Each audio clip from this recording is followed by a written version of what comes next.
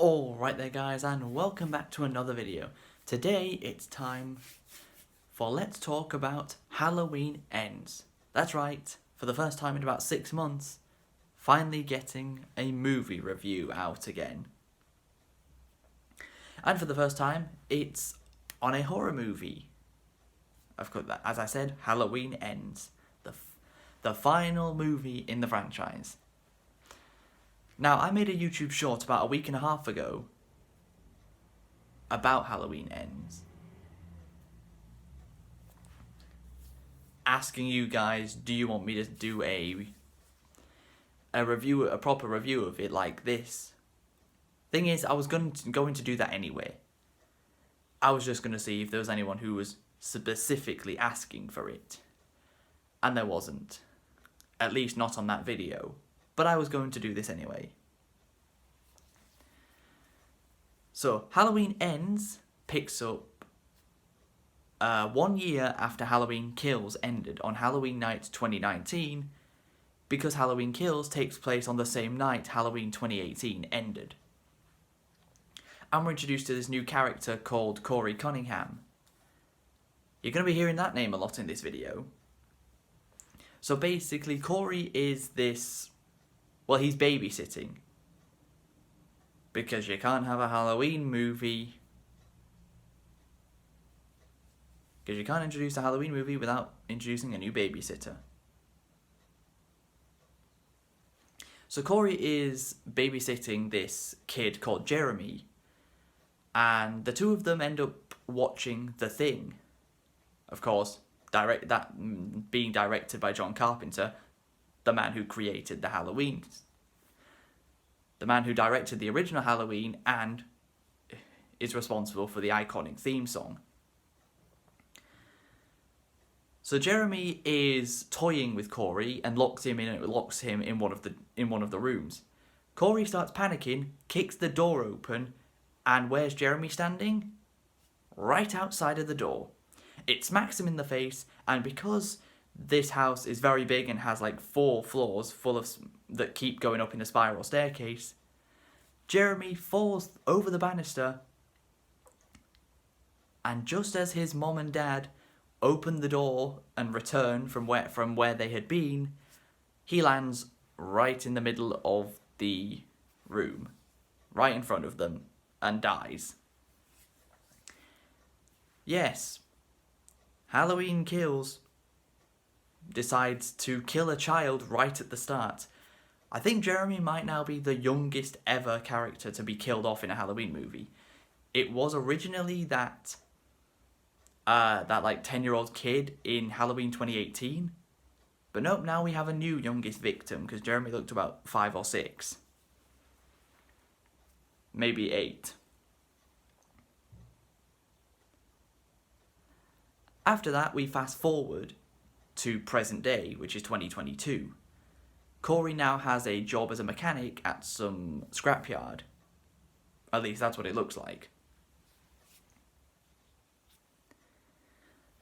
And whilst working there, he just so happens to meet Alison. Well, no, he actually meets Alison for a different way. He meets her because he went to the store to buy something. These high school bullies come up to him and ask him to buy something for them, since they're not old enough and they don't have their IDs. He says no. So then they start toying with him because they've realised who he is, and he's the guy that killed the little kid. So they start playing around with him. They shove him to the floor, and his hand lands on a piece of glass, which that's gonna hurt. But then, who shows up to get rid of those kids?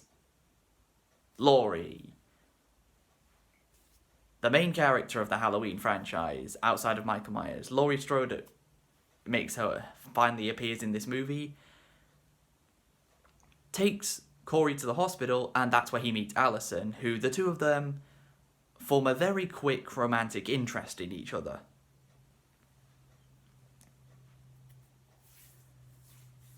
And while Alison is patching Corey's hand up, she's talking to him about a promotion that she should be getting, but it doesn't get, because one of her co-workers, who's definitely sleeping with the main doctor, is the one who gets it. But Allison takes Corey to this party, and everyone's wearing masks until Corey's mask falls off and people realise who he is. He's essentially become the new boogeyman of Haddonfield, since Michael Myers has not been seen for 4 years. And this gets Corey pissed off at Laurie, because basically he's annoyed at her because she was the one that invoked all the fear in Haddonfield because of Michael Myers, and because he's not around, Haddonfield aren't used to not having a boogeyman, so they need one. So they pick Corey. After getting annoyed at Allison for bringing him there, he leaves, only for those high school bullies to turn up again. They start mocking him, he pulls a knife on them, and then they throw him over the bridge that they're standing on. Then, while Corey's body is lying unconscious, it starts being dragged away into the sewers. He wakes up in the sewer, wondering, where the hell am I and how did I get here? He gets up, as he's leaving, a figure appears from the wall and starts strangling him. Who is that figure? It's goddamn Michael Myers. Who else would it be? It's taken about 40 minutes of this movie for Michael Myers to finally make his appearance. But he's here. He's finally here.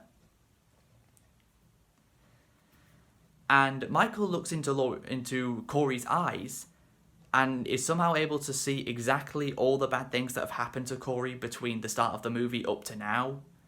Don't know how Michael's able to do that. How you weren't there. How do you know what he's been through? But somehow Michael does know. And for the first time ever, Michael Myers, the personification of pure evil, shows empathy and he lets go of Corey. And Corey runs away from the sewers. Then Corey gets his second kill as he kills the old man that was living under the bridge.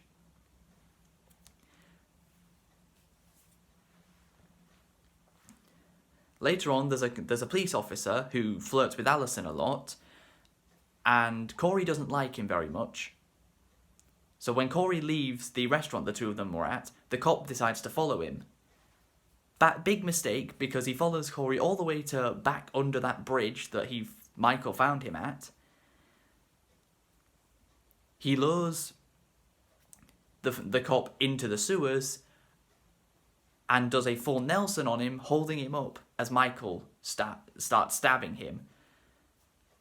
And Michael in this movie does not look all there. He looks physically weaker than he did in Halloween Kills. Maybe that's because of the beatdown he got near the end of Halloween Kills, just before he killed the mob. But surely that would have healed within 4 years. That's the only thing I can think of that would make Michael look a bit weaker and rusty when it comes to killing. But he finally started getting back to his old ways when he stabs the cop to death. And Corey, for some reason, really seems to enjoy what he just did. He enjoys the fact that he just helped Michael kill someone, and he basically becomes Michael's accomplice, which is actually a really cool idea. I do like the idea, but there is a problem with it, which I'll explain at the end. So, next up, because Allison is pissed off at Debbie because she got a promotion that Allison herself deserved, Corey decides to take matters into his own hands and goes to where the main doctor lives, as he's invited Debbie round to celebrate her promotion. But as Debbie goes to turn on the shower, she hears some noises coming from somewhere else. She goes to check on what's happening, and she sees Corey stabbing the main doctor with a mask on, the same mask he was wearing at the party Allison took him to earlier.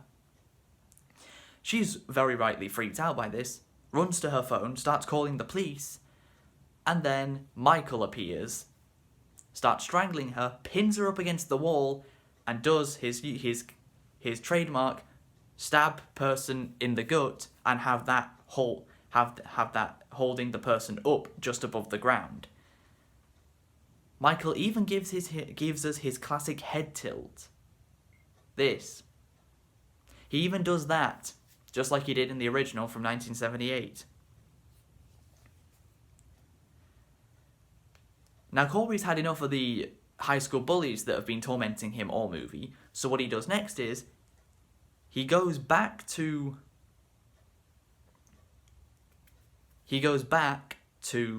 the sewers and starts fighting with Michael. And somehow he manages to overpower Michael and knock him to the ground and take his mask. Because Corey works as a mechanic, he has to wear overalls when he's working. What colour do you think his overalls are? If your answer was blue, you'd be correct. Michael wears blue overalls, and Corey just took Michael's mask. You can see where this is going. Corey lures the high school bullies back to the scrapyard he works at, wearing, essentially, the Michael Myers outfit. He's already got the blue overalls from his job, and he's got himself Michael's mask. And the way he kills these four is actually quite impressive. Like, some of the kills in this movie are very brutal, which is a good thing. My favourite kill from this section, is the main bully, the one that threw him over the bridge earlier on. Corey gets a blowtorch and just torches the guy's face off. It's a very brutal kill, but a very impressive one.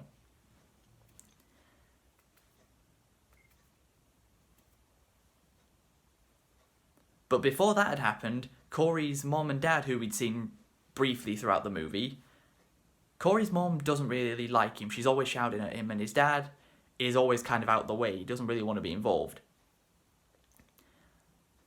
Corey's dad ends up having his window banged on by the main bully asking for help. So Corey's dad comes out to see what's going on and gets shot in the head by the school bully because he was standing exactly in front of where Corey was. And then Corey blowtorches the guy's face off. Next up, he goes to a radio station where previously him and Allison had been sitting on top of it together, and the radio host wasn't very nice to Corey when he fell down. That put a mental note in Corey's mind to come back later for that guy, and he does. And the radio host, I swear he's the guy that voices Shark King from the Harley Quinn animated show. He sounds so similar, it's got to be. Corey enters the radio station, slits the radio host's throat. That's not the brutal part of the kill. He then cuts out the guy's tongue and sticks it on the record player. You know those really old record players where there's that little thing that you move onto the record to start playing it, and you move it away to stop it? Well, he puts the tongue on the actual record itself, and the tongue keeps hitting the thing you used to turn the records on and off with. So on the radio of Allison's car, it keeps cutting out every couple of seconds and then coming back on because of that.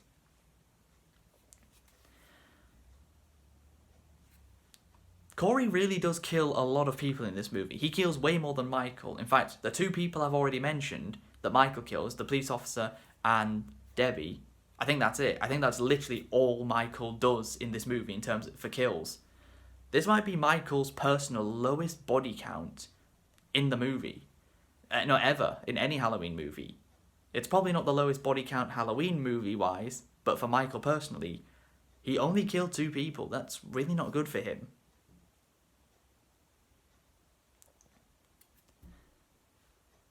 So Michael finally gets up and leaves the sewers.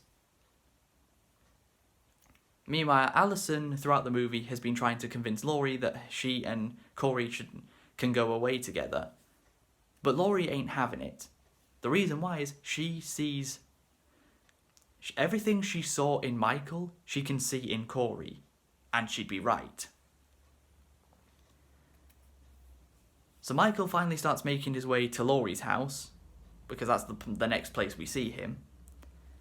Corey gets kicked out of his house by his mom, so instead he goes to live in the house from the very beginning of the movie that he killed Jeremy in, because nobody lives there anymore after that accident happened.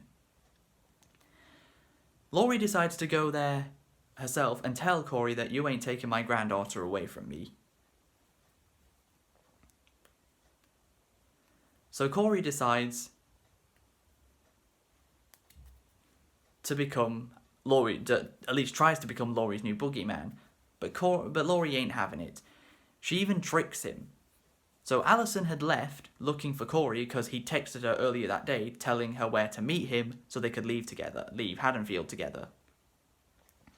Laurie calls up the police to report a suicide, making it sound like her own. She pulls out the revolver that she had, puts it to her head, and looks like she's going to shoot herself. But that was all a trick because she knew exactly what was happening. She knew Corey was downstairs and that if he heard that, he'd come towards her. That's exactly what happens. Laurie, being the badass final girl that she is, being the longest living final girl ever, if you minus Halloween Resurrection where Laurie dies right at the start of it, but that's not canon to this timeline. Laurie shoots Corey twice. He falls down to the bottom of the stairs and then stabs himself in the neck with a knife. Laurie pulls out the knife and Alison happens to arrive home at the very same time, opens the door, and well, what do you think she sees? She sees Laurie holding a knife and Corey lying dead on the floor. She connects the dots, these dots not being correct, thinking Laurie has just killed Corey, which she hasn't. So she gets upset at Laurie and then leaves again. As she's driving away, she runs into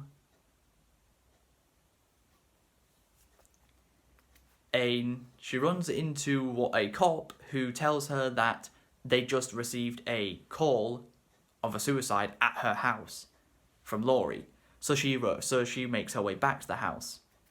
Now that Corey's dead, Michael's mask is on the ground, and we see a hand pick it up and take it out of the camera shot.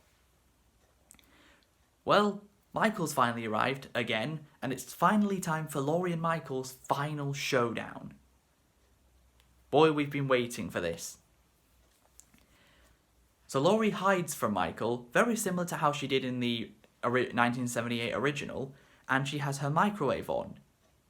And whatever was in her microwave explodes, which distracts Michael to give Laurie a chance to attack him. Now, due to the fact that Michael is a lot stronger than Laurie, of course, Michael just keeps kicking her ass because she's not very strong compared to him. But she somehow does manage to gain the upper hand on him, and she puts a knife in his hand and a knife in his leg, basically turning him into a crucifix on her table. Michael manages to get his hand out of the knife somehow, starts strangling Laurie, and she says, "Do it." Like, she's had enough of this. She's like, if you're going, I'm going, you're going with me. But Alison manages to arrive home in time, grabs Michael's arm, and breaks it. How Alison was able to break Michael's arm that easily, I don't quite understand. After everything he's been through, it really took just one snap and bang, his arm's broken.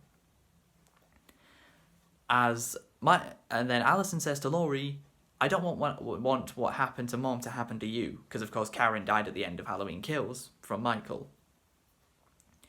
So Laurie unmasks Michael, slits his throat, slits his wrist, and if that wasn't enough, they tie him to the top of their car, drive him down the street, put him in, go to the very junkyard Corey has been at for so long, put him in the grinder and turn it on, crushing his body, and finally getting rid of Michael Myers. Evil has died tonight. Finally. The movie ends with Laurie sitting with Officer Hawkins, who finally made it out of hospital just like she did, on her front porch as Alison is driving away out of Haddonfield. So, Halloween Kills. This movie wasn't bad. A lot of people on Twitter didn't like it, but there were a few people that did. I thought this movie wasn't bad. I liked it. Didn't think it was a great movie, but I think it was good. And the things I really did like about it were the kills, especially the blowtorch and the tongue cutting out scene. Those two were the most brutal, so the kills were very gruesome, which is a good thing for Halloween movies. And the fact that Michael Myers having an accomplice, I did like that too. But but what I didn't like about that same thing is this was the wrong movie to introduce him into. He should have been introduced in a previous movie, because there was simply no time to flesh out Corey as a character before killing him off pretty much straight in the same movie you introduced him in. Getting to see Michael and Laurie finally fight was cool. Some people don't think it was a bit anticlimactic. I liked it because this is the first time really Laurie's properly fought back against Michael. Any other time she's done this, she simply hit him once and then ran away. This time she was fully ready to take him on. And in the trend of always giving a score to movies that are not anime, but never giving a score to anime movies, Halloween Ends even, not Kills, I watched that last month, Halloween Kills gets a 7 out of 10 from me. If you guys want to see a longer review than this on Halloween Ends, there'll be a link in the description to Dean's review of it. It's it's just under double the amount of time this video is. Well, hope you guys have enjoyed. Please be sure to leave a like, subscribe if you're new, and until next time, catch you later.